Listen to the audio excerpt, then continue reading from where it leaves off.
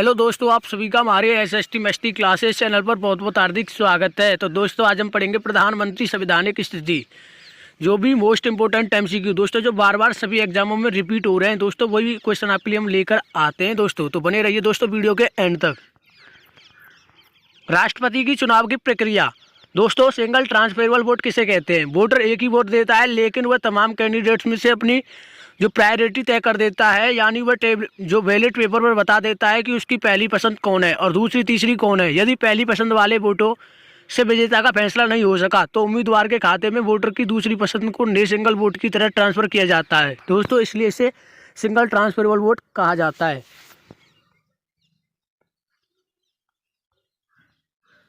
अनुपातिक प्रतिनिधित्व की व्यवस्था, वोट डालने वाले सांसद और विधायकों को वोट का वेटेज अलग अलग होता है। दो राज्यों के विधायकों के वोटों का वेटेज भी अलग अलग होता है। यह वेटेज जिस तरह तय किया जाता है जिसे अनुपातिक प्रतिनिधित्व व्यवस्था कहते हैं। वेटेज निकालने के लिए प्रदेश की पॉपुलेशन को इलेक्टेड एमएलए की संख्या से डिवाइड किया जाता है। इस तरह जो नंबर मिलता है उसे फिर 1000 से डिवाइड किया जाता है। 1000 से भाग देने पर अगर शेष 500 से ज़्यादा हो तो वेटेज में 1 जोड़ दिया जाता है दोस्तों। सांसदों के मतों के वेटेज का गणित अलग है। सबसे पहले सभी राज्यों की विधानसभा से इलेक्टेड मेंबर्स के वोटों का वेटेज जोड़ा जाता है। अब इसे सामूहिक वेटेज की राज्यसभा और लोकसभा के इलेक्टेड मेंबर्स की कुल संख्या में डिवाइड किया जाता है। अगर इस तरह भाग देने पर शेष 0.5 से ज़्यादा बच जाए तो वेटेज में एक इजाफा हो जाता है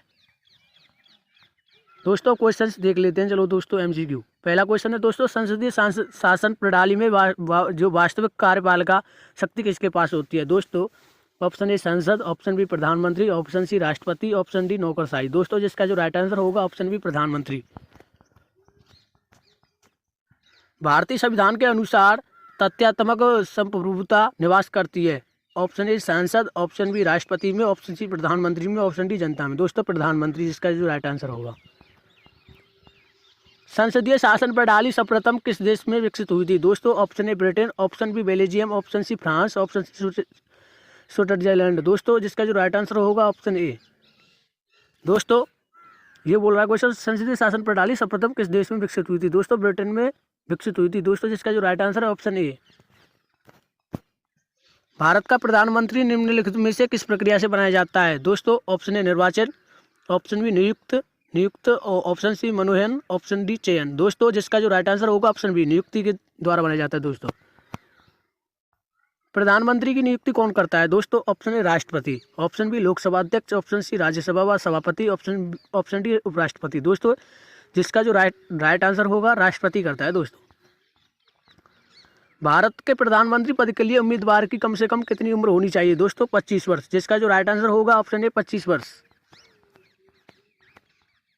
प्रधानमंत्री को पद की शपथ कौन दिलाता है? दोस्तों, ऑप्शन ए राष्ट्रपति, ऑप्शन बी उपराष्ट्रपति, ऑप्शन सी मुख्य न्यायाधीश, ऑप्शन डी राज्यपाल। दोस्तों, जिसकी जो प्रधानमंत्री की जो शपथ है दोस्तों वो राष्ट्रपति दिलाता है।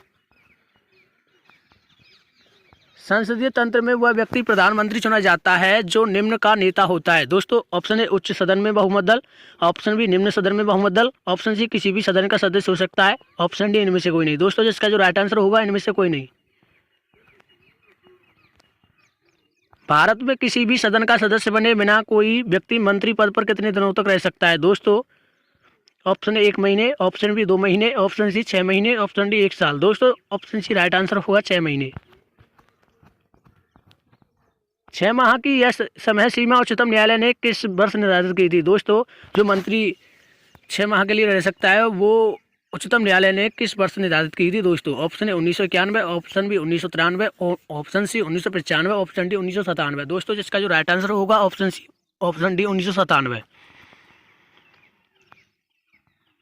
आमतौर पर राष्ट्रपति प्रधानमंत्री के रूप में किसे नियुक्त करते हैं? ऑप्शन ए लोकसभा में बहुमत प्राप्त दल के नेता को, ऑप्शन बी राज्यसभा में बहुमत प्राप्त दल के नेता को, ऑप्शन सी किसी भी व्यक्ति को, ऑप्शन डी उपरोक्त में से कोई नहीं। दोस्तों, जिसका जो राइट आंसर होगा ऑप्शन सी किसी भी व्यक्ति को।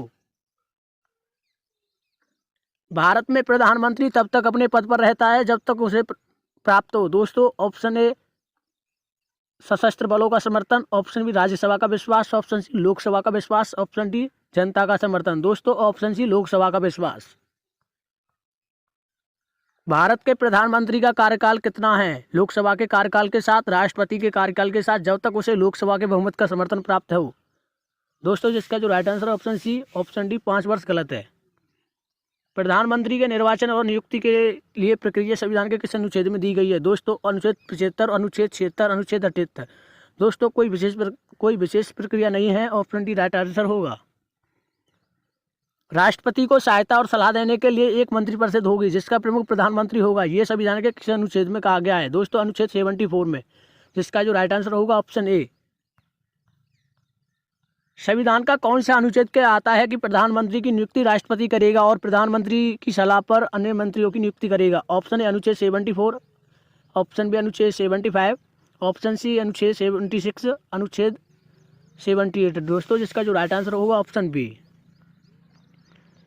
संविधान के किस अनुच्छेद में प्रधानमंत्री के कर्तव्य निर्दिष्ट? दोस्तों संविधान के किस अनुच्छेद में प्रधानमंत्री के कर्तव्य निर्दिष्ट हैं? Option A article 75, option B article 76, option C article 77, option D article 78। दोस्तों जिसका जो राइट आंसर होगा अनुच्छेद 78।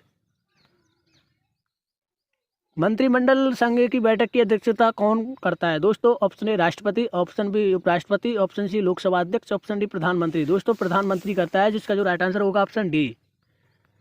नीति आयोग का अध्यक्ष कौन होता है? दोस्तों ऑप्शन ए राष्ट्रपति, ऑप्शन बी प्रधानमंत्री, ऑप्शन सी वित्त मंत्री, ऑप्शन डी उपराष्ट्रपति। दोस्तों नीति आयोग का जो अध्यक्ष है दोस्तों प्रधानमंत्री होता है।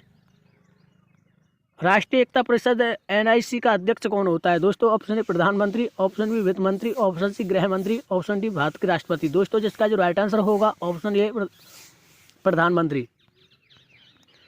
अंतर्राष्ट्रीय सम्मेलनों में राष्ट्र का प्रवक्ता कौन होता है? दोस्तों ऑप्शन ए राष्ट्रपति, ऑप्शन बी प्रधानमंत्री, ऑप्शन सी उपराष्ट्रपति, ऑप्शन डी मुख्य न्यायाधीश। दोस्तों जिसका जो राइट आंसर होगा प्रधानमंत्री। किसने प्रधानमंत्री को समकक्षों में प्रथम कहा? Option A Morley, option B Harcourt, option C Laski, option D Lowell. दोस्तों जिसका जो राइट आंसर होगा ऑप्शन ए। किस वर्ष दिल्ली उच्च न्यायालय ने कहा कि संविधान में यह आवश्यक नहीं है कि एक व्यक्ति प्रधानमंत्री नियुक्त होने से पूर्व लोकसभा में अपना बहुमत सिद्ध करे? Option A 1950, option B 1960, option C 1970, option D 1980। दोस्तों जिसका जो राइट आंसर होगा ऑप्शन डी। अविश्वास प्रस्ताव के कारण सर्वप्रथम किस प्रधानमंत्री को अपने पद से त्यागपत्र देना पड़ा? दोस्तों option A Lal Bahadur Shastri, option B Shrimati Indira Gandhi, option C Morarji Desai, option D Chaudhary Charan Singh. दोस्तों जिसका जो राइट आंसर होगा मोरारजी देसाई।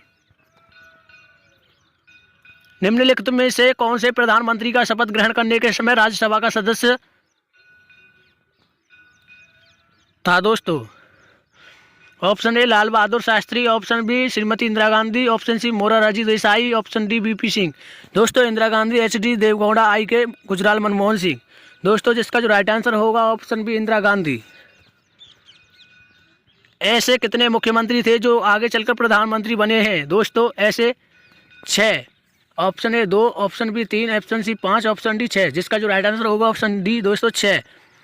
एक थे दोस्तों मोरारजी देसाई और चरण Singh, VP Singh, PV Narasimha Rao, HD Deve Gowda, Narendra Modi. दोस्तों नरेंद्र मोदी भी पहले मुख्यमंत्री बने थे तो प्रधानमंत्री बने। दोस्तों अभी तक तो 6 हैं ऐसे। भारत के राजनीतिक इतिहास में अस्थायी प्रधानमंत्री के रूप में किस मंत्री ने पदभार संभाला है? दोस्तों option A Lal Bahadur Shastri, option B Jawaharlal Nehru, option C VP Singh, option D Gulzari Lal Nanda. दोस्तों जिसका जो राइट आंसर होगा ऑप्शन डी। भारत के प्रथम उप प्रधानमंत्री कौन थे? दोस्तों सरदार वल्लभ भाई पटेल भारत के उप प्रधानमंत्री थे। दोस्तों जिसका जो राइट आंसर होगा ऑप्शन ए। प्रधानमंत्री कार्यकाल के बारे में कौन सा कथन असत्य है? ये एक संवैधानिक संस्था है। ऑप्शन बी ये प्रधानमंत्री के लिए कर्मचारी एजेंसी है। इससे एक विभाग की स्थिति दी गई है। इसके अंतर्गत कोई संलग्न अधीनस्थ कार्यकाल नहीं है। दोस्तों जिसका जो राइट आंसर होगा ऑप्शन ए। प्रधानमंत्री द्वारा राष्ट्रपति को निम्न में से किन अधिकारियों की नियुक्ति के संबंध में सलाह देने का प्रावधान है? ऑप्शन ए चुनाव आयुक्त के चुनाव, ऑप्शन बी वित्त आयोग के अध्यक्ष एवं सदस्यों का चुनाव, भारत के नियंत्रक एवं महालेखा परीक्षक, ऑप्शन डी उपयुक्त सभी। दोस्तों जिसका जो राइट आंसर होगा दोस्तों उपयुक्त सभी। थैंक यू दोस्तों। अगर वीडियो अच्छी लगी हो तो दोस्तों के पास शेयर जरूर कर दें और चैनल को सब्सक्राइब कर दें।